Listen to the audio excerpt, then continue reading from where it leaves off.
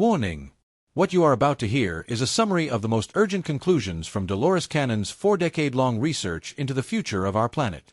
This is not speculation. It comes directly from hundreds of deep transhypnotic sessions and is supported by over a century of prophetic insights. For years, people have described the coming shift as a gentle, cosmic transition, a peaceful sorting of souls into a new Earth. But in our excitement for a utopia, we may have missed the finer details.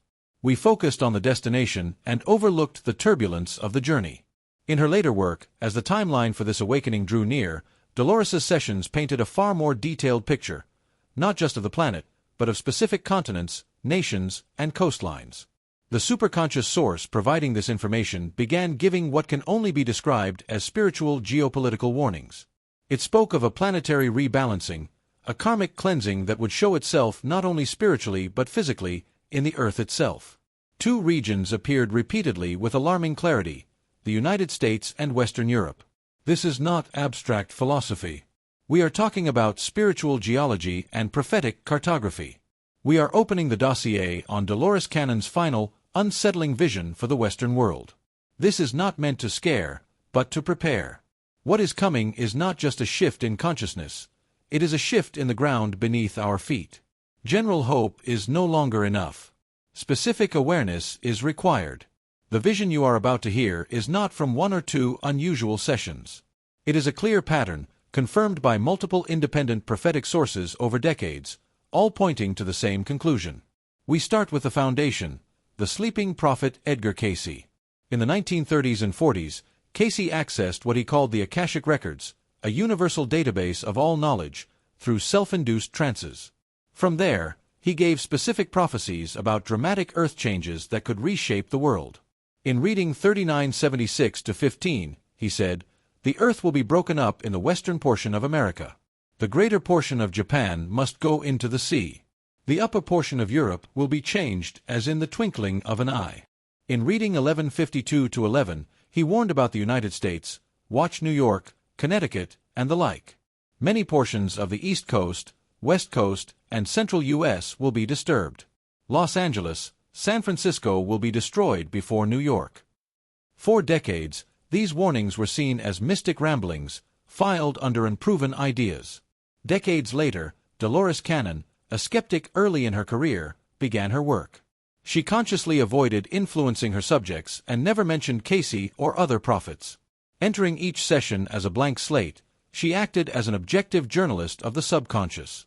Yet, through hundreds of people across continents and backgrounds, the superconscious began to confirm Cayce's predictions with chilling accuracy. In The Convoluted Universe, Book 2, the source said, "The maps of your world as you know them will be redrawn. Land will become water, water will become land. This is not punishment. It is a cleansing, a return to energetic and physical balance." As Dolores's work went further, the focus shifted from just what would happen to why it would happen. The superconscious linked these changes to ancient fault lines, not just geological, but spiritual. The planet carries scars from the misuse of energy and crystal technology in the final days of Atlantis. A source explained, the technology that destroyed Atlantis was crystal-based. Misuse left deep energetic scars beneath the Bermuda Triangle. The highest concentration lies under the modern power centers of the east coast of America and Western Europe. Cayce gave the what. Decades later, Dolores confirmed the what and explained the metaphysical why. Now, let's explore the specific visions for these critical regions. Listen not in fear, but like a navigator reading a storm chart. United States. The superconscious described the U.S. as the epicenter of karmic cleansing, the new Atlantis. Zone 1, West Coast. The cleansing of Mu, California carries the memory of the lost land of Mu and earlier forgotten civilizations. From a QHT session, the land itself is unstable and wants to return to the sea to release its trauma. Underground drilling and secret technologies worsen this instability. Dolores's vision was not of a single, massive earthquake, but a series of events, a gradual sinking of coastline, starting in Southern California and moving north along the San Andreas Fault. This process unfolds over time, giving intuitive guidance to move inland. The Earth always provides a way for those who listen. Zone 2, East Coast. The Atlantean reckoning here, water, not earthquakes, will reshape the land. New York City will largely go underwater. Florida will almost disappear. The energy crystals off the coast in the Bermuda Triangle, tied to Atlantis, will activate, causing tidal shifts. Coastal cities will face a rapid and dramatic purification, a washing away of old systems built on greed and control. Zone 3, Central Corridor, the safe zone, the heartland, will be stable. The Rockies and Central Plains, once ancient seabeds, will become new safe coastlines. States like Utah, Colorado, Nebraska, and Kansas are stable, but caution is advised. Rising rivers and Great Lakes may create vast inland seas. Higher ground is key. Europe faces specific karmic consequences from empires, holy wars, and ancient conflicts. Zone 1, Northern Inundation. Northern Europe, including the British Isles, will face sudden, massive changes. Low-lying England will be underwater.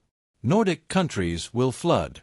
Shifts in ocean currents and melting polar ice will trigger this rapid purification of old power structures. Zone 2, Mediterranean transformation. Southern Europe will face geological and volcanic changes. Italy's Vesuvius and Etna will erupt. Tectonic shifts will reshape the Mediterranean. New islands will appear, others will vanish. Fire and earth will cleanse the scars of empires and religious conflicts, unfolding over time. Zone 3, Eastern European sanctuaries. Some areas will remain safe, such as southern Russia near the Ural Mountains and Romania's Carpathians. These stable zones will support life and the birth of new consciousness. It is easy to feel fear, but that misses the point. Dolores Cannon emphasized one central truth: the future is a probability, not a certainty. A prophecy is a weather forecast, not a prison sentence. When a hurricane is predicted, you prepare, board up, gather supplies, or move to safety. Prophetic information is meant to empower, not paralyze. The most important preparation is vibrational. The superconscious stated, your ultimate safe zone is your own frequency. Vibrate in unconditional love and trust in the universe, and you will be guided to safety. Fear lowers your frequency, love elevates it. Physical maps show probabilities, but your inner state determines your outcome. Your job is to become the calm at the center of the storm. Building the inner ark. The prophecies offer a blueprint for an inner ark, a vessel of consciousness. It has 3 parts. 1. The hull, your physical body. A healthy, coherent body is the foundation. Achieve this through alkalinity, 80% of your diet from fruits and vegetables, 20% from acid-forming foods.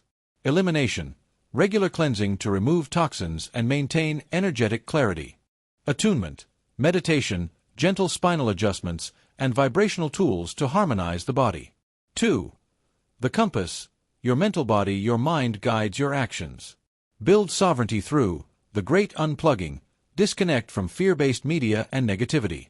Setting the ideal, choose a spiritual North Star, unconditional love, compassion, or a principle like Christ or Buddha. Align every thought and action with it. Creative visualization, daily focus on the reality you want, feeling it as already present. 3. The power source, your spiritual body. The engine of the ark is selfless service. In crisis, act outwardly, not inwardly. Service raises your frequency and connects you to universal creative energy. It has 3 forms: service to your circle, support family, friends, and community. Service to your purpose, offer your unique talents to the world. Service to the ideal, hold the vision of a healed world, becoming a stabilizing anchor for others. The body is the hull, the mind is the rudder, and the spirit of service is the wind in your sails. The sanctuaries are principles, not just places.